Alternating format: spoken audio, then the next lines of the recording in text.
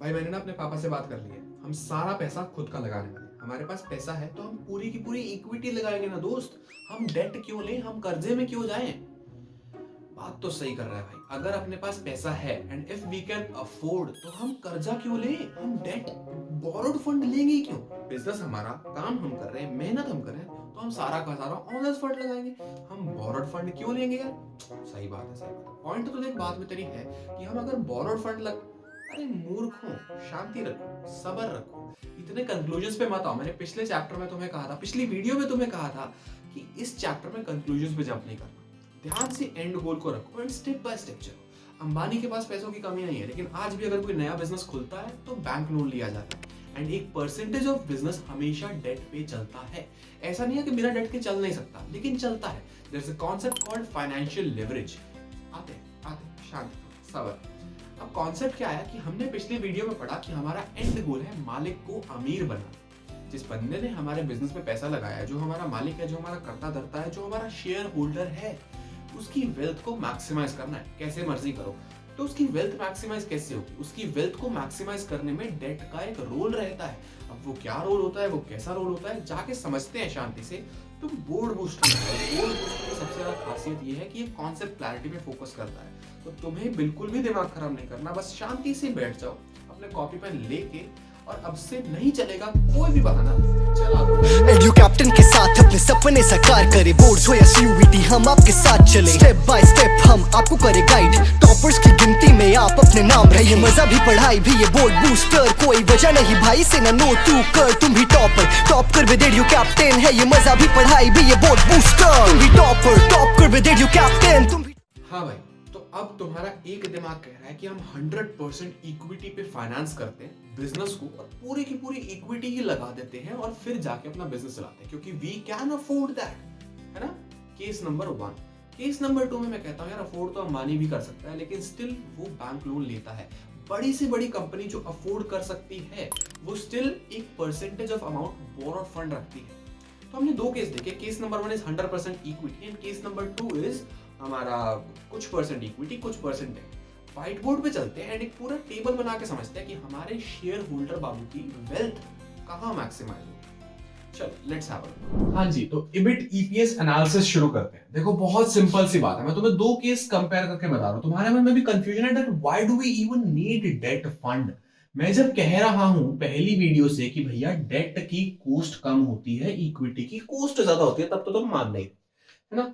अब मैं कहा चलो एग्जांपल को थोड़ा चेंज करते हैं। मैंने अभी ग्रीन स्क्रीन पे कहा, एग्जांपल वही लेते हैं जो अपन पहली वीडियो से लेते हैं। मान लो कि तुम्हारे पास टोटल कैपिटल एम्प्लॉयड है 35 लाख रुपए। ठीक है, कैपिटल एम्प्लॉयड है बिजनेस में 35 लाख रुपए। पहला केस है कि तुम जब शार्क टैंक में गए, तुमने 35 लाख रुपए की इक्विटी बना ली, जिसमें से 10 लाख रुपए की तो ओरिजिनली तुम्हारे और तुम्हारे दोस्त की थी।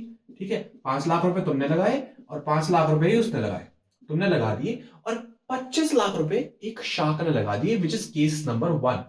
और पर शेयर की वैल्यू में लेके चल रहा हूं 100 रुपए। ठीक है, मान लेते हैं एक बार। दूसरा केस है कि 10 लाख रुपए तुम्हारे के तुम्हारे हैं, और जो शार्क ने लगाया दैट इज 25 लाख रुपए डेट एट द रेट 12%। ठीक है, उसने कहा मैं डेट लगा रहा हूं, मेरा पैसा नहीं है बिजनेस में, मैं तो वापस ले जाऊंगा और मेरे को 12% ब्याज चाहिए हर साल। ठीक है, सबसे पहले कंसीडर करते हैं कि by the end of the year तुमने कमाया इबिट। इबिट क्या होता है? Earning before interest and tax. ना इंटरेस्ट दिया भी ना टैक्स दिया, तुम्हारी अर्निंग जो है by the end of the year मान लो 5 लाख है। मैं दोनों केसेस को कंपेयर कर रहा हूं तो ऑब्वियसली दोनों में सेम लेके चलूंगा ना। मैंने एक चीज लिखी है कि कैपिटल एम्प्लॉयड 35 लाख है और टैक्स रेट 30%। समझ गए? दोनों केसेस में 5-5 लाख रुपए कमाए। मैं देखना चाहता हूं मेरे को फायदा कहां हो रहा है, मेरे को एक्चुअली रिटर्न ऑन इन्वेस्टमेंट कहां बेटर आ रही है, और शेयर होल्डर का पैसा, यानी कि जो अपना शेयर होल्डर है वो कहां मैक्सिमाइज हो रहा है। ठीक है, एक चीज समझ के चलना। 5 लाख इधर लगे, 5 लाख इधर लगे, 5 लाख इधर कमाए, 5 लाख इधर कमाए। सबसे पहले इबिट में से क्या जाता है? सबसे पहले जाता है इंटरेस्ट। सबसे पहले इंटरेस्ट जाता है, क्योंकि इंटरेस्ट एक एक्सटर्नल पेमेंट है। टैक्स नहीं जाएगा, पहले पहले इंटरेस्ट जाएगा। इधर तो इंटरेस्ट देना ही नहीं है, इधर तो निल है, इधर तो कोई ब्याज ही नहीं है। इधर है 25 लाख का 12% होता है 3 लाख रुपए। ठीक है भैया, 3 लाख रुपए अपने को 5 में से पे करने पड़ गए। समझ गए? समझ गए। इसके बाद 2 लाख रुपए बचे इधर, और 5 लाख रुपए बचे इधर। समझ गए? Cool enough. ये क्या है? Earning after interest. Earning after interest. 5 lakh रुपए अर्निंग आफ्टर इंटरेस्ट केस 1 में है, 5 लाख रुपए अर्निंग आफ्टर इंटरेस्ट इधर है। तुमने तो कहा ही था ये तो बेवकूफ वाला डिसीजन है। सबर रखो ना। मैंने क्या कहा, अपने को शेयर होल्डर की वेल्थ मैक्सिमाइज करनी है। अभी काम पूरा नहीं हुआ है। ये अर्निंग आफ्टर इंटरेस्ट आप देंगे 30% टैक्स। अब चलो टैक्स माइनस करते हैं। ठीक है, हमने पहले क्या इंटरेस्ट माइनस किया, अब हम टैक्स माइनस करेंगे 30%। 5 लाख का 30% होता है 1.5 लाख रुपए, और 2 लाख का 30% होता है 60,000 रुपए। Very simple, very easy. हमने इधर माइनस किया, हमने इधर माइनस किया, and now we have figures 3,50,000 and here we have 1,40,000। ठीक है, वेरी सिंपल, वेरी इजी। ये अब अपने पास क्या है, ये है अर्निंग आफ्टर टैक्स, EAT बोलते हैं इसको, अर्निंग आफ्टर टैक्स। 3.5 लाख रुपए इधर है और 1,40,000 रुपए इधर है। भैया यार आप मानते क्यों नहीं, आप जिद पे अड़े हुए हो। हम शुरू से कह रहे हैं कि ये वाला ऑल्टरनेटिव बेटर है, इक्विटी इक्विटी है, ब्याज ही नहीं है। इधर अपने पास 3.5 लाख रुपए, इधर अपने पास 1,40,000 रुपए। Here comes the catch. यहां पे ये जो 1,40,000 रुपए हैं, ये किसके हैं? ये तुम्हारे और तुम्हारे दोस्त के हैं, क्योंकि इस केस में ये पूरा का पूरा 1,40,000 बिलोंग्स टू दिस इक्विटी वाला सेगमेंट। अपना एम है शेयर होल्डर की वेल्थ मैक्सिमाइज करना। तो एक चीज भूल गए कि यहां पे शेयर होल्डर तुम 2 ही हो, लेकिन यहां पे शेयर होल्डर 35 लाख रुपए की शेयर होल्डर है। अगर मैंने कहा कि पर शेयर 100 रुपए की वैल्यू है, ये मैं बहुत लोकल एग्जांपल ले रहा था, लेकिन अगर इसको मास पे ले जाऊं, पर शेयर 100 रुपए की वैल्यू है, 5 लाख के शेयर तुम्हारे पास है। ठीक है, विच मीन्स 5,000 शेयर तुम्हारे पास है, 5,000 शेयर तुम्हारे दोस्त के पास है, एंड बाकी के 25 लाख के शेयर उनके पास है, यानी कि 25,000 शेयर एक शाख के पास है। तो अब अगर मैं इस पे अर्निंग पर शेयर निकालूं, EPS अर्निंग पर शेयर, 3,50,000 रुपए कमाए कंपनी ने, इसके अंदर 35 लाख रुपए की इक्विटी लगी हुई है, विच मींस इस कंपनी के अंदर 35,000 शेयर्स है। 3,50,000 रुपए कमाए 35,000 शेयर ने, तो अर्निंग पर शेयर हुई 10 रुपीज। समझे बात? 35,000 शेयर ने मिलके, मतलब शेयर मतलब टुकड़े, कंपनी के 35,000 शेयर ने मिलके 3,50,000 रुपए कमाए, तो पर शेयर की अर्निंग हुई 10 रुपए। हाँ जी ठीक है, मतलब एक शेयर होल्डर की पर शेयर की अर्निंग हुई 10 रुपए। दूसरे केस में जब हम बात करें तो हमारे पास 1,40,000 रुपए है, और यहाँ शेयर अगर मैं 100 रुपए ईच के हिसाब से मानूं तो हमारे पास सिर्फ 10,000 शेयर है। 10,000 शेयर ने मिलकर 1,40,000 रुपए कमाए, which brings us to 14 rupees पर शेयर की अर्निंग।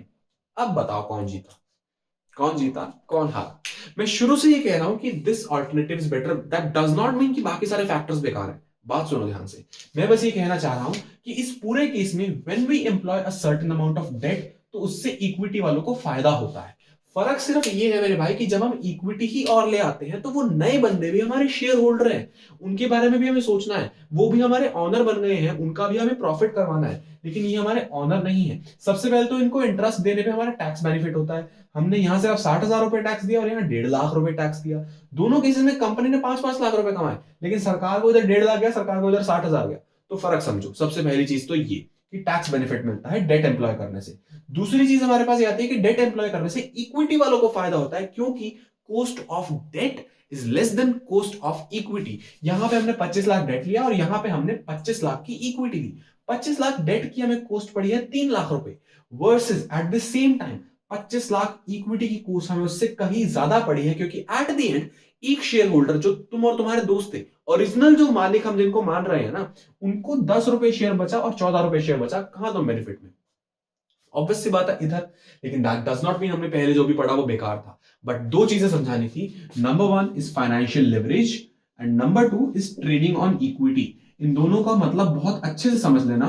वन वर्ड में बहुत बहुत इंपॉर्टेंट क्वेश्चन है। ट्रेडिंग ऑन इक्विटी मींस जब एक कंपनी में डेट एम्प्लॉय करने से उसके कॉस्ट बेनिफिट से इक्विटी शेयर होल्डर की पर शेयर अर्निंग बढ़ जाती है, that phenomenon is called trading on equity. और फाइनेंशियल लिवरेज होता है बहुत बेसिक सी चीज, डेट बाय इक्विटी।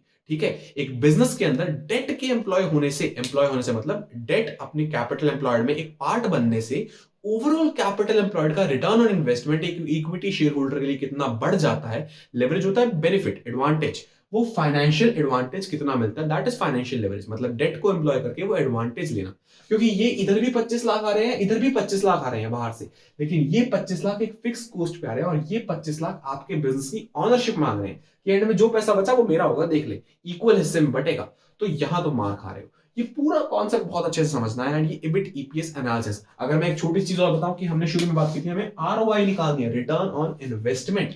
ठीक है, तो हमें इनिशियली कैपिटल एम्प्लॉयड थी 35 लाख रुपए, एंड एट द एंड पैसा बना कितना, एट द एंड 35 लाख रुपए तो कैपिटल एम्प्लॉयड थी, लेकिन अगर मैं अपनी बात करूं इनिशियल बेस लेवल पे कि हमने कितना लगाया और कितना शेयर होल्डर को बना, यहाँ पे 10 रुपए बने और यहाँ पे 14 रुपए बने, शेयर था 100 रुपए का। एक 100 रुपए के शेयर पे 10 रुपए बनने का मतलब है 10% ROI, एंड एक 100 रुपए के शेयर पे 14 रुपए बनने का मतलब है 14% ROI, return on investment. Very obvious, return on investment कहां ज्यादा है, जहां पे डेट हमें एक एडवांटेज दे रहा है। अब जिस केस में return on investment is more than cost of debt, ठीक है, यहां रिटर्न ऑन इन्वेस्टमेंट 10% है और कॉस्ट ऑफ डेट 12% है, तो ये डिसीजन अच्छा नहीं है। लेकिन यहां रिटर्न ऑन इन्वेस्टमेंट 14% है और कॉस्ट ऑफ डेट 12%, तो ये डिसीजन अच्छा है। मान लो नंबर्स कुछ इस तरह से होते कि ये सारा प्रोसीजर करने के बाद ये 11% आ जाता, ऑल्दो ये 10 से ज्यादा है बट ये 12 से कम है, तो ये हमारे लिए बेनिफिशियल नहीं है। तो ये चीज मान के चलनी है कि हमारा जो रिटर्न ऑन इन्वेस्टमेंट अगर वो कॉस्ट ऑफ डेट से ज्यादा आ रहा है then we should definitely go with ये डेट वाला केस, ठीक है। अब इस पूरी कहानी में तुमने क्या सीखा कि अगर 6 नंबर का क्वेश्चन आता है इस टेबल को बनाने का तो तुम बहुत लकी हो, कैपिटल स्ट्रक्चर समझाने से बहुत इजीली 6 नंबर मिल जाते हैं। एंड यहाँ थ्योरी में मार्क्स काट पाना मुश्किल, मतलब प्रैक्टिकल में मार्क्स काट पाना मुश्किल है, थ्योरी में आसान है, ठीक है। तो अब इससे आगे बढ़ते हैं, let's move to some more theory और फैक्टर्स और decisions, let's have a look. हाँ जी भैया, EBIT EPS एनालिसिस भी हमने देख लिया, हमने समझ लिया, बहुत अच्छे से समझ लिया। अब बारी आती है फिर से कुछ डिसीजंस की। Number 1 is capital structuring decision, number 2 is fixed capital decision, number 3 is working capital decision. पढ़ते हैं, लेकिन उससे पहले तुम्हारी लाइफ में अभी एक और भी ज्यादा इंपॉर्टेंट डिसीजन पेंडिंग है। Do you know which one? तुम्हारे करियर का डिसीजन। मैं कोई बहुत ज्यादा एंग्जाइटी देने नहीं आया, मैं बस ये बताने आया कि तुम में से बहुत से लोग उसको लाइटली ले रहे हो and you are relying upon that misguided and incomplete information जो कहीं पे भी स्कैटर्ड पड़ी है। एक बार जाके एडुकेट की KYC करवाओ, पेटीएम वाली नहीं, कोई बैंक से रिलेटेड कुछ नहीं है। This is just our playlist know your career, जो बहुत ही ज्यादा well research and well produced series है। जाके देखो, समझो अपने हर एक करियर ऑप्शन के बारे में, तुम बहुत डिटेल जान पाओगे। And along with that join our discord server as well, जिसका लिंक नीचे मिल जाएगा। जाके तुम अपने जैसे और एस्पिरेंट से मिल सकते हो, उनको जान सकते हो, उनसे समझ सकते हो कि भैया इस करियर ऑप्शन में क्या कैसी चीजें समझ गए ना तुम, मतलब ठीक है, that's fine. Now moving ahead to our decision. Capital structure क्या होता है? हमारी जो ओवरऑल कैपिटल है ना बिजनेस की, जो हमारे बिजनेस के केस में कितनी थी भैया, कि 10 लाख अपना इक्विटी एंड 25 लाख का डेट, ठीक है, दिस वाज आवर सी। तो कैपिटल जो स्ट्रक्चर है अपना, कैपिटल स्ट्रक्चर किस रेशो में होगा? This is very similar to financing decision. Financing decision ये भी कंसीडर करता था कि पैसा चाहिए कितना, हाउ मच, एंड फिर उसकी प्रपोर्शन क्या होगी। Capital structure just focuses on कि जो अपना ओवरऑल पैसा चाहिए उसमें से कितना इक्विटी एंड कितना डेट होगा। इसको इन्फ्लुएंस करने वाले 14 फैक्टर्स है, ठीक है, बहुत ज्यादा है, पर तुम्हें सब कुछ ऐसे बहुत डॉट टू डॉट याद नहीं करना। द मेजर फोकस इज कि जब केस स्टडी में कोई बात हो रही है किसी हाइपोथेटिकल कंपनी की एंड उसमें कुछ नंबर्स दे रखे हैं ना हमें, तो उन नंबर्स को कंसीडर करने के बाद ही हम आगे बढ़े एंड उन नंबर्स को कंसीडर करते हुए हम सारे फैक्टर्स देख के जान पाए, पहचान पाए कि अच्छा यहाँ ये वाला पॉइंट लग रहा है जो हमने पढ़ा था, ठीक है, एज सिंपल। तो नंबर 1 इज, सबसे पहले तो सेम वो 7 पॉइंट आ गए जो हमने फाइनेंसिंग डिसीजन में पढ़े थे पिछली वीडियो में, समझ गए। उसके बाद 7 और पॉइंट्स मैं समझा देता हूं फटाफट से। कैपिटल स्ट्रक्चर ऑफ कॉम्पिटिटर्स, हमें देखना चाहिए कि हमारी ही इंडस्ट्री में और कॉम्पिटिटर्स का कैपिटल स्ट्रक्चर कितना क्या कैसे कंप्राइज करता है, नजर मार लेते हैं। दूसरा है रेगुलेटरी फ्रेमवर्क। सबसे ज्यादा ब्रेनलेस पॉइंट है कि जो सेबी है, जो गवर्नमेंट है, जो इक्विटी रेज करने के लिए भी और डेट रेज करने के लिए भी कुछ फ्रेमवर्क इशू किए हुए हैं, उनको फॉलो करना जरूरी है। तो उसको सोच समझ के तुम आगे बढ़ोगे, ठीक है भैया, समझ गए। अगला आता है टैक्स रेट। अब हमने देखा कि कैसे टैक्स रेट हमारी कॉस्ट ऑफ डेट को कम कर देता है। अगर कॉस्ट ऑफ डेट है 10% एंड टैक्स रेट है 30%, तो उस 10% का 30% कम होकर हमारी actual effective cost of debt पड़ेगी 7%। हम समझ चुके हैं। तो टैक्स रेट कितना है इसको भी कंसिडर करने के बाद ही अपना कैपिटल स्ट्रक्चर का डिसीजन होना चाहिए। ROI भी हम देख चुके हैं कि दोनों केसेस में ओवरऑल रिटर्न ऑन इन्वेस्टमेंट कितनी आती है, कितना इन्वेस्ट किया, कितने रिटर्न आ रही है, वो परसेंटेज कहां ज्यादा है, ये भी देखना चाहिए। फ्लेक्सिबिलिटी हमें जरूर कंसिडर करनी चाहिए कि हम कितना कहां पैसा लगा रहे हैं, उससे हमारे बिजनेस में कल को और फंड्स रेज करने की फ्लेक्सिबिलिटी बचती है या नहीं, या हम कितने ज्यादा कंट्रोल हो जाते हैं, वो चीज बहुत ज्यादा कंसिडर करनी चाहिए। अब ये 2 और मेजर चीजें बचती है, बड़े ध्यान सुनना, ICR and DSCR। ICR is interest coverage ratio. अगर मैं इसका फॉर्मूला बताऊं, that is very simple, EBIT bye interest. EBIT होता है earnings before interest and tax bye interest. मतलब हम सारी अर्निंग्स जो होती है हमारी, वो कितने टाइम्स हैं then are interest payment obligation. मान लो मुझे 3 लाख रुपए का इंटरेस्ट पे करना है एंड मेरी ओवरऑल अर्निंग रही है 50 लाख रुपए, 51 लाख फॉर राउंड फिगर। तो मेरी overall earnings are 17 times more than my interest, which is a very good ratio. तो मैं अपनी पूरी अर्निंग से 17 बार अपना इंटरेस्ट पे कर सकता हूँ, जो बहुत अच्छा इंडिकेटर है। तो जितना ज्यादा आईसीआर, उतना ज्यादा तुम इजीली डेट ले सकते हो, वरना डेट लेना रिस्की होगा। अब डीएससीआर थोड़ा बड़ा भाई है, वो इसकी कॉम्प्लिकेशंस को बढ़ाता है और उसकी शॉर्ट कमिंग्स को पूरा करता है। डीएससीआर कहता है यार कि तेरे को सिर्फ अर्निंग से क्यों मतलब है, तेरे को कैश भी देखना, एक्चुअल कैश ऑब्लिगेशन कितनी है एंड एक्चुअल कैश कितना आया। तो डीएससीआर बोलता है earnings after tax plus interest plus any non cash expense. हमारा जो भी टैक्स भरने के बाद अर्निंग्स आई, उसमें पहले तो इंटरेस्ट जोड़ो, उसमें फिर और कोई भी नॉन कैश एक्सपेंस जोड़ो, ताकि हमारे पास आ जाए कि हमारे पास आज गल्ले में पैसा कितना है, साल के एंड में पैसा कितना है कैश बेसिस पे। अगर हम चले तो डिवाइड बाय हम क्या करेंगे, इंटरेस्ट कितना देना है, प्रेफरेंस डिविडेंड कितना देना है, प्लस में और कोई भी कैश ऑब्लिगेशन है। हम नीचे डिनोमिनेटर में रखेंगे सारी कैश ऑब्लिगेशन, ऊपर रखेंगे सारा कैश जो by the end of the year हमारे पास है। एंड इन सबको कंसीडर करके हम अपना फाइनल कैपिटल स्ट्रक्चर का डिसीजन लेंगे, which is very very closely linked to जो ईबिट ईपीएस का टेबल हमने पढ़ा।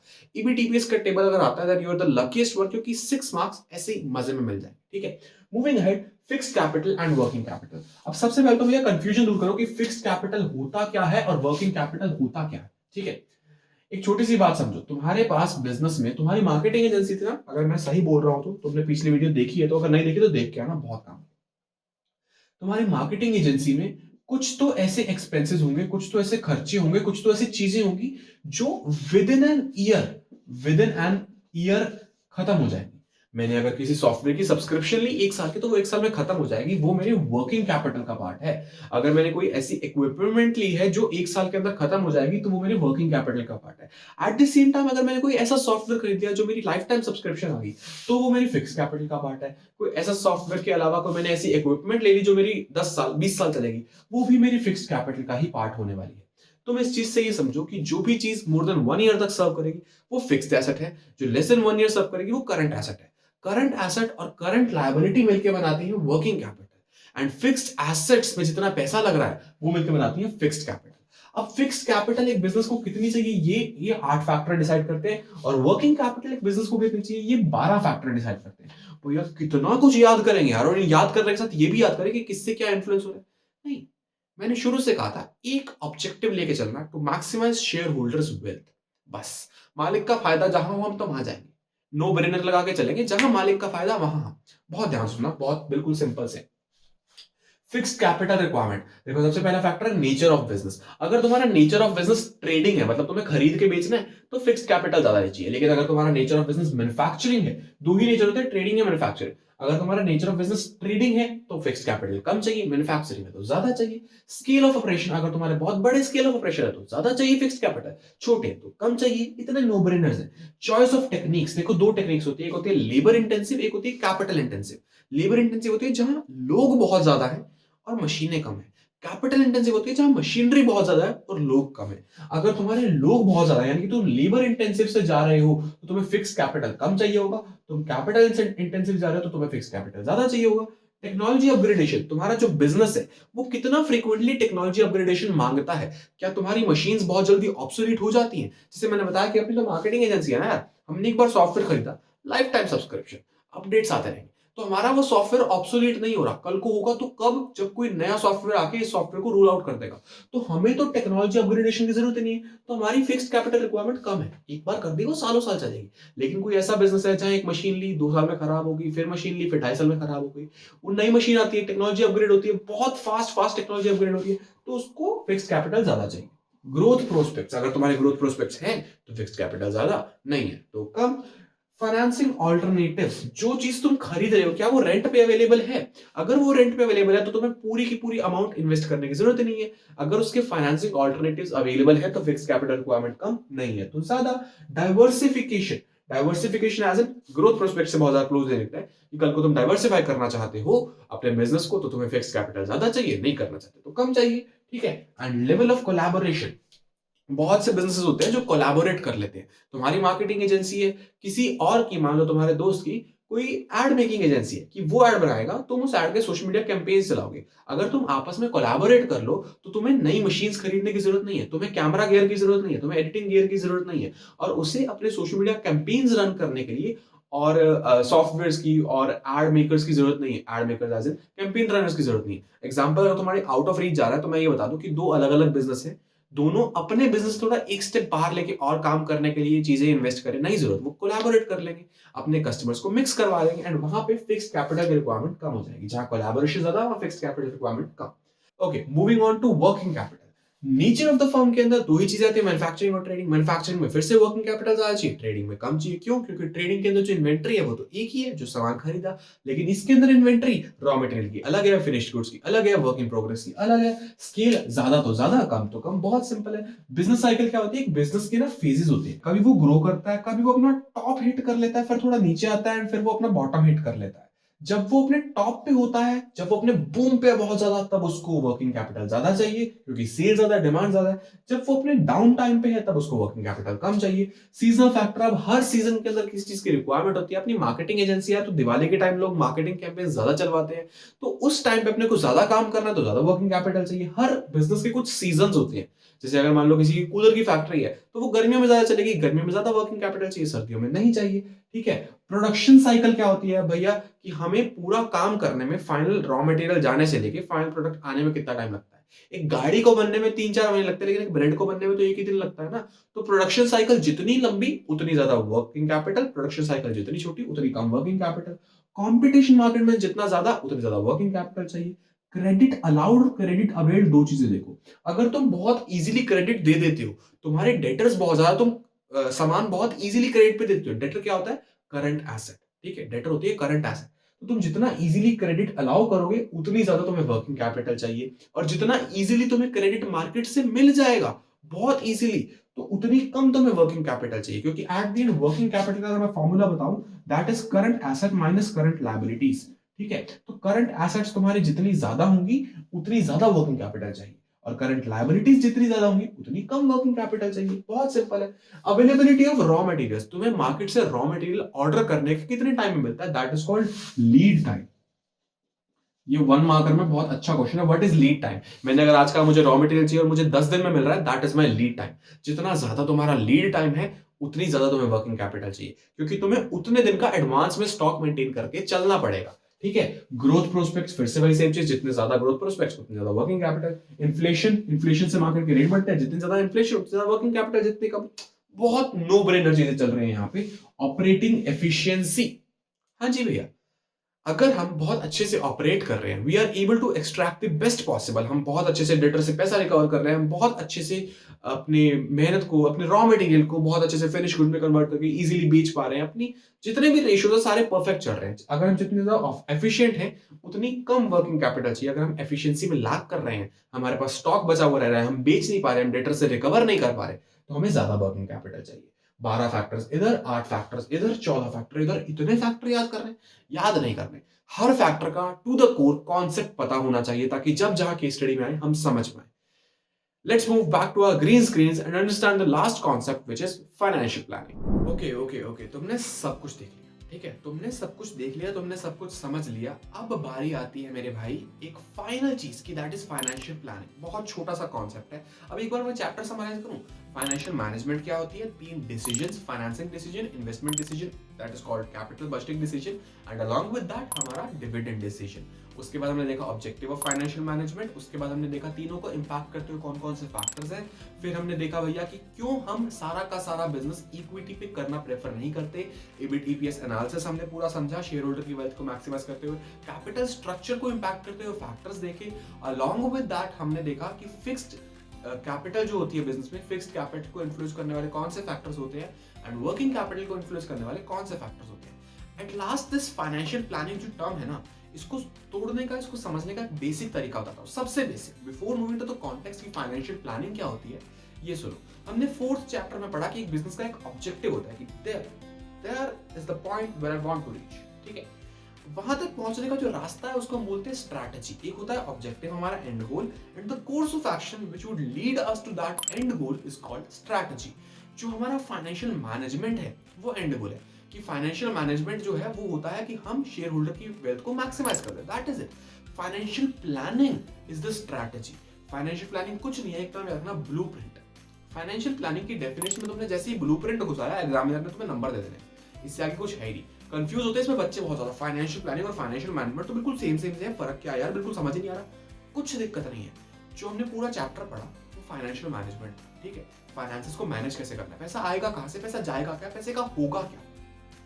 लेकिन बीइंग अ फाइनेंशियल मैनेजर, जब तुम ये सारे डिसीजंस लेते हो, जब तुम चीजों के कंक्लूजन्स पे पहुंचते हो, उस सब का एक प्लान ले डाउन करना एंड कंपनी के गोल के लिए स्ट्रैटेजी बनाना। जैसे हमने इतने सारे फैक्टर्स पढ़े, उस फैक्टर्स के बिहाफ पे कुछ एंड गोल आएगा ना कि यार x% of equity and y% of debt, हमारे जब डिविडेंड आएंगे तो हम कुछ इस अप्रोच से चलेंगे। हमने इतने फैक्टर्स पढ़े अलग अलग कंपनी को और तुम्हारे स्टार्टअप को बेस रखते हुए, तो वो एक बहुत ब्रॉड अप्रोच है। लेकिन एक स्पेसिफिक कंपनी इन जनरल, हम जनरल नहीं चल रहे, एक स्पेसिफिक कंपनी की जब हम बात कर रहे हैं, तब उस कंपनी के जो प्रिंसिपल्स है, वो कंपनी जिस चीज को बेस लेके चल रही है, वहां आती है उसकी financial planning. Financial planning is the blueprint which highlights पैसा कहां से आएगा, पैसा कहां को जाएगा। ठीक है, सिंपल सी चीज है, इससे ज्यादा कठिन कुछ है ही नहीं, बस इतना समझ लो, मोर देन इनफ है। फाइनेंशियल मैनेजमेंट ऑब्जेक्टिव है एंड फाइनेंशियल प्लानिंग स्ट्रेटजी है। इसी के साथ ये चैप्टर भी होता है खत्म। तो अगर तुम्हें मुझ में, इस चैप्टर में, इस कहानी में, तुम्हारे स्टार्टअप में, शार्क टैंक में, या इस पूरे कॉन्टेक्स्ट में कुछ भी अच्छा लगा हो ना, तो एक बार ऐप पे जाके हमारा प्रीमियम फ्लैगशिप कोर्स जरूर चेक करना, तुम्हें बहुत मजा आने वाला है। लाइव क्लासेस और डिटेल्ड इंटरैक्शंस और मजेदार examples, doubt support and most important case study की लाइव प्रैक्टिस। मजा तो देखो खूब आएगा। तो एक बार जाके चेक जरूर करना एंड अभी जो भी नोट डाउन किया उसको रिवाइज करना और सोचना कि तुम्हारा स्टार्टअप, तुम पहले क्या सोचते थे और अब क्या सोचते हो, कुछ तो डिफरेंस होगा। Financial management is undoubtedly the most interesting chapter. ऐसा अगर तुम्हें लगता है तो मार्केटिंग रहता है। सब्र बनाए रखो, अगले चैप्टर में और इंटरेस्टिंग एग्जांपल के साथ मिलते हैं। और अगला चैप्टर थोड़ा सा बोरिंग लगेगा, but will get through this, कोई दिक्कत वाली बात नहीं है। थैंक यू सो मच, मिलते हैं अगली वीडियो।